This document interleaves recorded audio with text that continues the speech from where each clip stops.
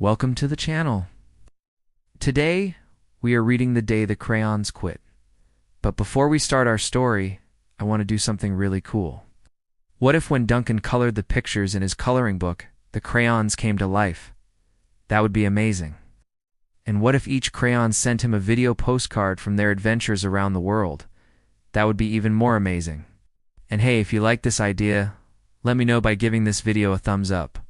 Now, let's take this crayon adventure around the world with these little crayons. We're going to use some amazing art from an artist who drew these adorable little crayons. Now let's jump into Duncan's coloring book and see what he's coloring today. It's a picture of a volcano. But something is missing. All the crayons have come home to rest in the crayon box. They all miss Duncan. He hasn't colored them in 4 days. They don't understand why. It makes them sad. Red is the first to break the silence. "Why doesn't Duncan want to color us?" he asks. Blue looks at Orange. "I don't know, but I wish he would. I miss being used." Yellow jumps off the rack. "Me too.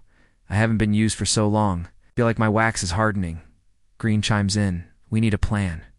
We have to go find Duncan and bring him back here to the box. Then he can color us again." The other crayons cheer. "Yeah, let's go find Duncan and bring him back to the box." The crayons put on their coats and hats. They grab their passports and tickets. They hop in a taxi and head to the airport. At the airport, they check their bags and board the plane. As the plane takes off, Red calls out, "This is an adventure. A crayon adventure." The crayons wave goodbye to the airport as they fly away.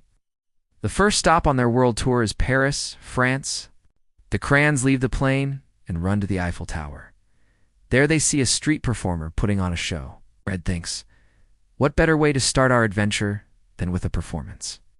So the crayons bust out their boxes and start coloring the street performer's poster.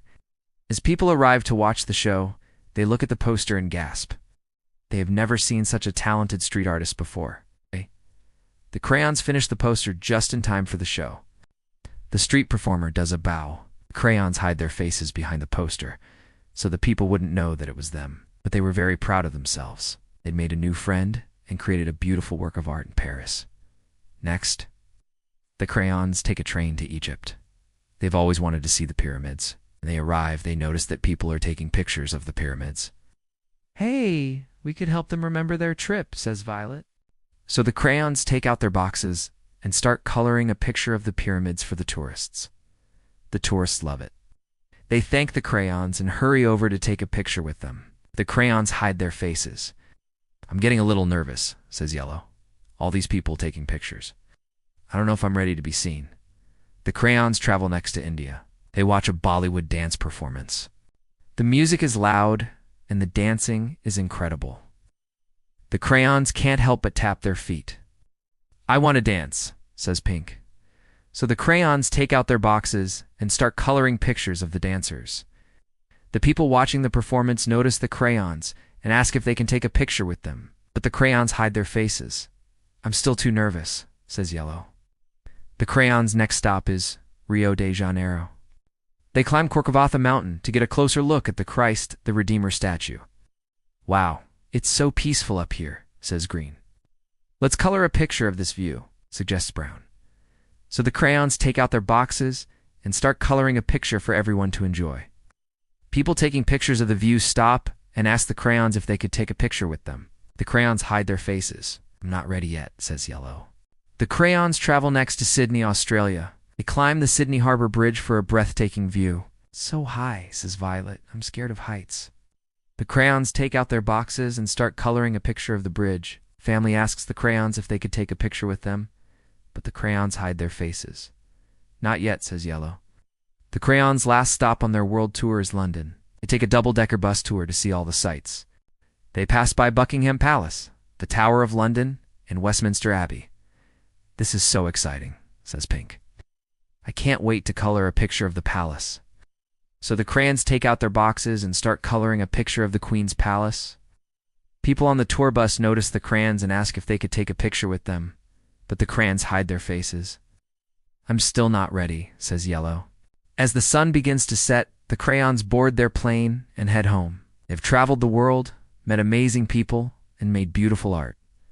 But they still have one more surprise. As they open their boxes, they find video cameras inside. They had recorded messages for Duncan.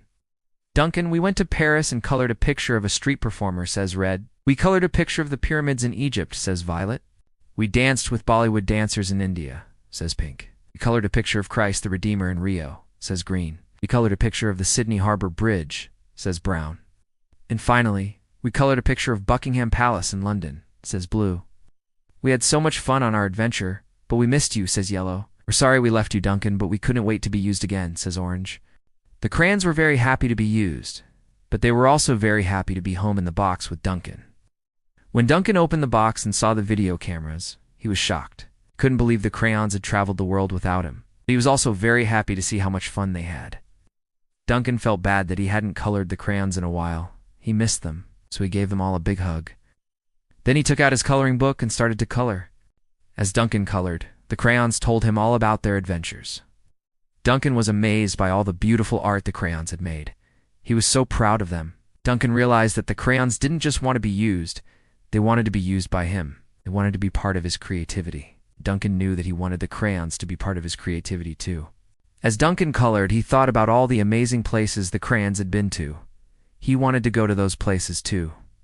Duncan started to plan his next trip. He would go to all the places the crayons had been and make even more amazing art. Duncan was so excited. Couldn't wait to go on his own adventure. The end. Thank you for watching. If you enjoyed this reimagined story of the day the crayons quit, let me know by giving this video a thumbs up. Subscribe for more fun stories. And if you want to see more adventures of these little crayons, let me know in the comments below.